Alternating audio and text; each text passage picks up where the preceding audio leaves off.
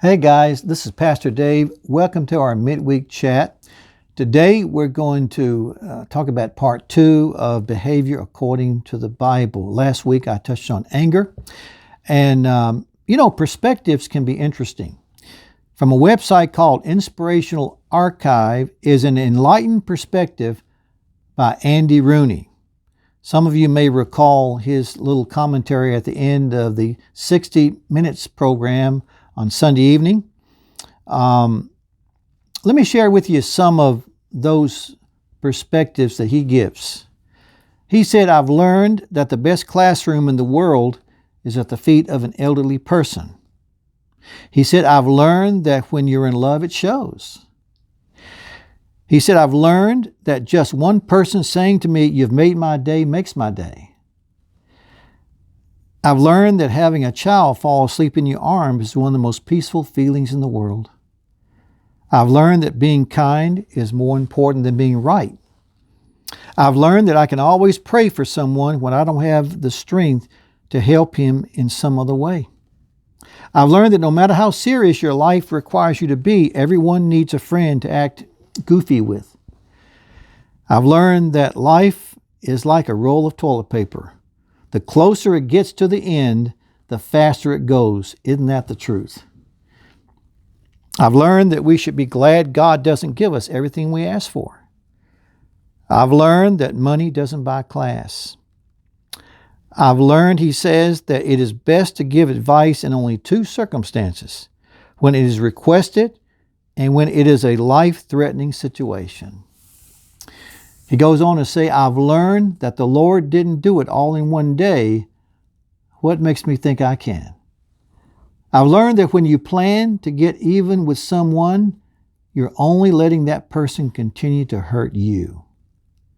A great question to consider at this point is, what perspective does my world or circle of influence have in regards to my Christian life? Certainly God looks on the heart, but the world around us can only see our behavior. If I am to be effective for the cause of Christ, then my life and my behavior should mirror the Lord. Last Wednesday I addressed the subject of anger. Today we're going to look at the bad behavior of envy. I want to talk to you a little bit about the unhealthy state of envy. 1 Corinthians chapter 3. Verses 1 to 3 says, And I, brethren, could not speak to you as to spiritual people, but as to carnal, as to babes in Christ.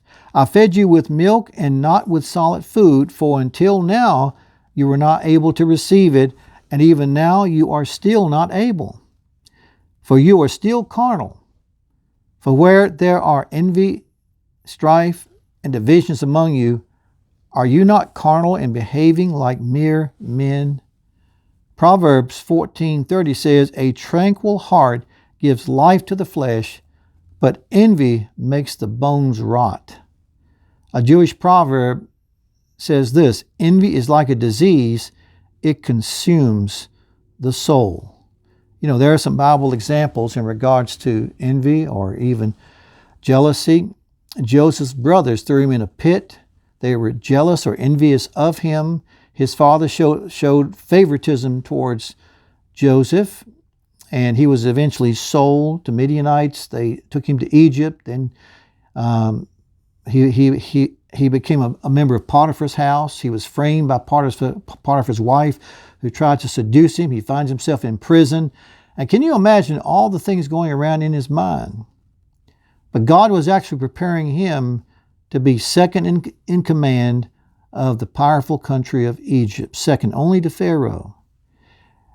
But his brothers did this to him because of their own envy.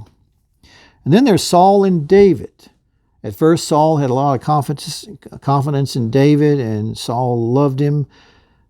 But a song fueled Saul's envy. In 1 Samuel 18:6-9, it says, And they were coming home when David returned from striking down the Philistine.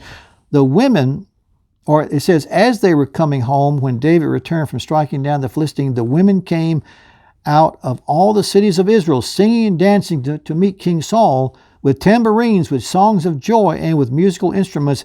And the women sang to one another as they celebrated, Saul has struck down his thousands, and David his 10,000s. And Saul was very angry, and this saying displeased him. He said, they have ascribed to David 10,000s, and to me they have ascribed thousands.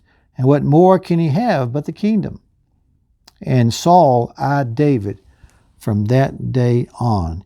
He allowed envy to begin to eat at him. What should you do with envy? Recognize it as sin right away. Confess it and drop it. More about envy next Wednesday. I hope you'll be joining me, and God bless you.